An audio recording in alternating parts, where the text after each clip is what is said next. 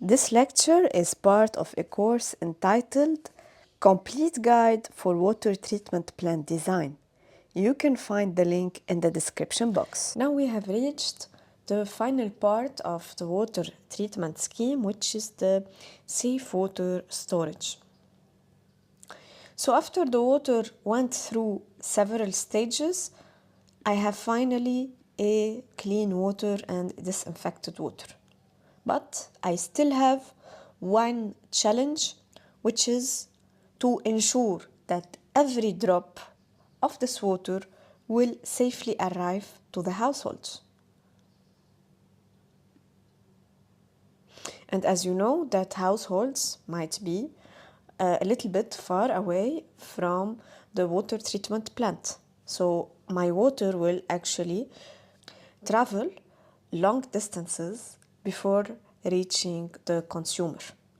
And during this travel, I want to ensure that every droplet of water is safe and clean to consume. Otherwise, this whole process is useless.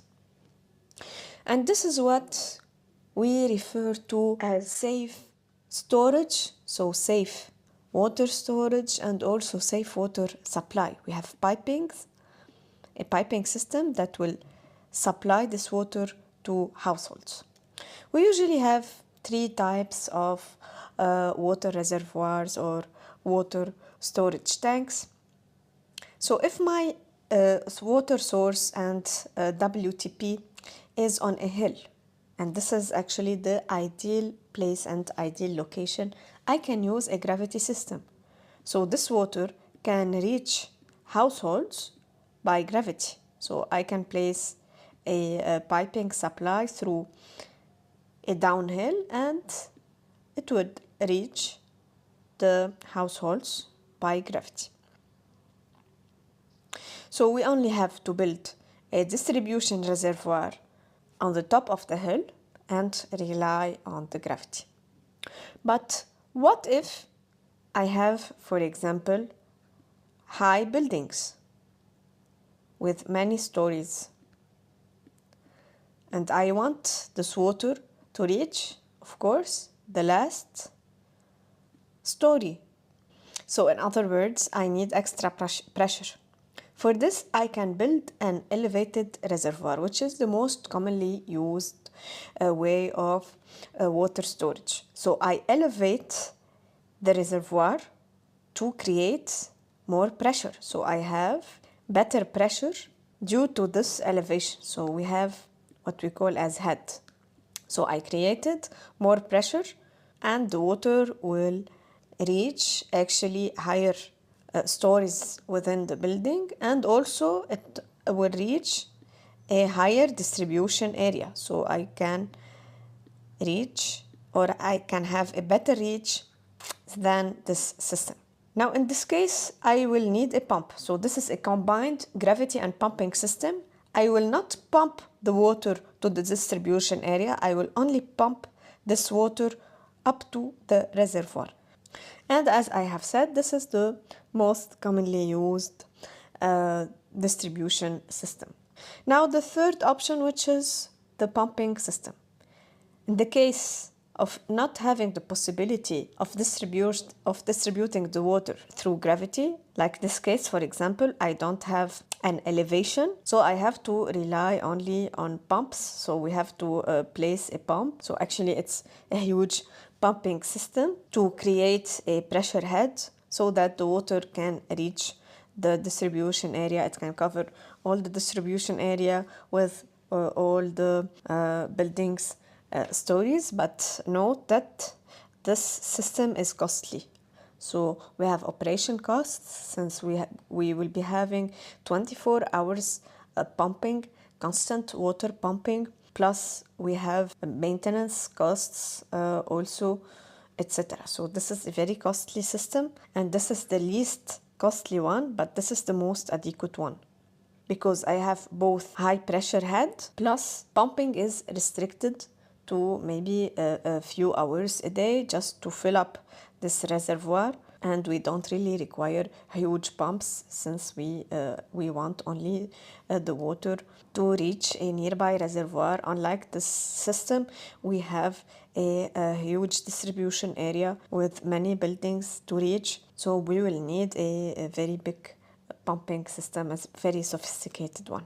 Now, when we say safe storage, it means that we have some requirements. We cannot put water or store it in a tank without taking into account that this water might get recontaminated. Storing water is very tricky and it requires some measures. What are the risks? Actually, this water can get recontaminated due to external or even internal factors.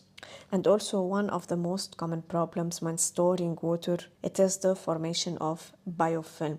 We can have the formation of like an oily layer that looks a little bit green, and this layer is made of bacteria, and most of the times these are bad bacteria like Pseudomonas. And beside the bad quality of the water, we will also face a very bad odor. It can generate an odor like sewage odor, very strong odor actually. So I don't want to face this problem, the problem of recontamination due to external and internal factors, and also the risk of having the formation of biofilm.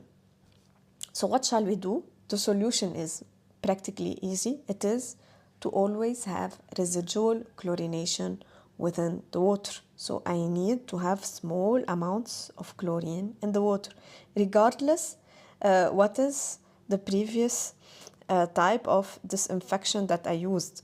So if I used UV, I still need small amounts of chlorine.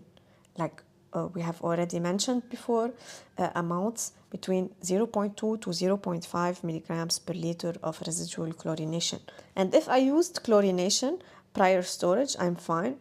I will, of course, have my residual chlorination within the water. So this residual chlorine will keep the environment clean. It will keep the storage tank clean. It will prevent the biofilm formation, and also it will ensure that my water that was previously treated, so the previous system, the many stages that the water went through, these are costly systems. These are systems that require attention and operation and maintenance. So the water underwent an extensive treatment. I don't want to ruin all my efforts just because of my bad storage conditions. So I want my water to be clean within the safe storage and also within the piping, the supply system before reaching the house. And also this is through residual chlorine before it reach the consumer. So this is the importance of chlorine actually, or residual chlorine. So what is the importance of chlorination? As a summary, it maintains the water's quality. So it oxidizes and removes organic matter or contaminants and preserves the overall water quality. It prevents biofilm formation. So as I have already mentioned, we can have the formation of a biofilm that is full of bacteria. So it inhibits the formation of biofilms on the tank's interior surface. So on this surface, notice. So it will inhibit and stop this formation, and it will maintain the tank's hygienic conditions and water quality. Also, it will safeguard against recontamination. It helps disinfect the water if the tank's integrity is compromised, and it prevents the spread of potential contaminants. And finally, we will be ensuring the regularity compliance. All regulations have residual chlorination requirements. So we will be meeting these requirements for minimum chlorine residual in stored water, and also this will ensure public health and safety standards.